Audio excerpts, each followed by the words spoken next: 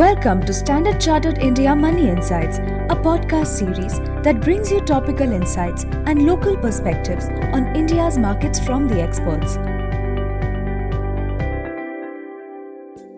Hello everyone, welcome to the week that was, the weekly podcast that sums up market movement and events from the past week and their implications on asset markets.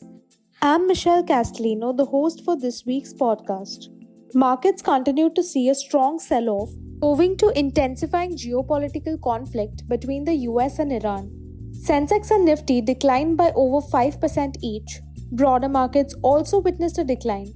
Nifty mid-cap fell by 4.6%, while small-cap was down by 3.7%. On the sectoral front, auto, which is a crude oil-sensitive sector, saw a sharp decline of over 10%. Overall dampened sentiment due to intensifying war also negatively impacted banks and the realty sector, which led to them declining by around 7% and 4%. Defensive sectors held up better compared to the Nifty, with utilities rising 3.3% over the past week, while pharma saw a marginal fall of 0.6%. Bond yields saw a marginal decline. The 10-year GSEC declined by 1 basis point to 6.68%. INR hit an all-time low on Friday and closed at 92.45 against the dollar. Brent crude closed at $99 per barrel after breaching the $100 per barrel mark last week. Higher oil prices affect India through 4 key channels. First is inflation, as commodities make up about 12% of India's CPI basket and rising prices keep policy rates elevated. Second, the external channel. Since India imports 80% of its crude requirement, rising crude oil prices lead to widening trade deficits and add pressure on the currency.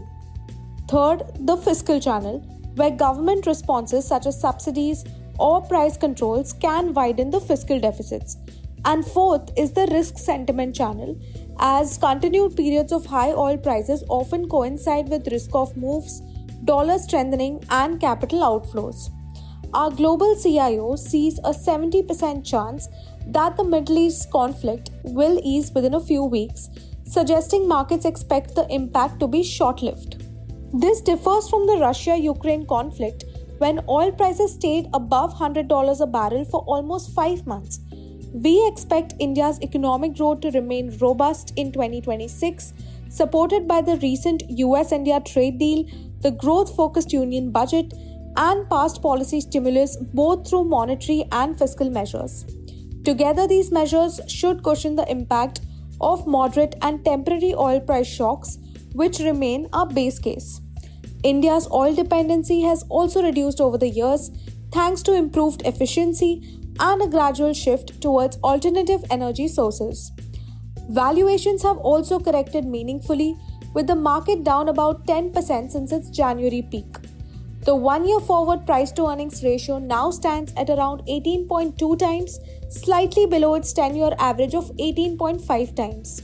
The fear among investors, however, continues to be that we could see a repeat of 2022, when oil prices stayed above $100 a barrel for 5 months, which could hurt sentiment and asset performance.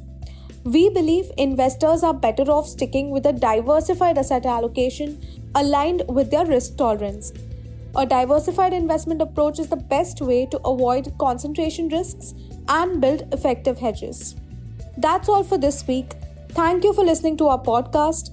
If you found this useful, please like and subscribe. Have a great week ahead. Thank you for listening to Standard Chartered India Money Insights. Stay tuned for the latest updates and market trends by subscribing to our podcast. For more information, reach out to your Standard Chartered Relationship Manager or visit www.se.com/in.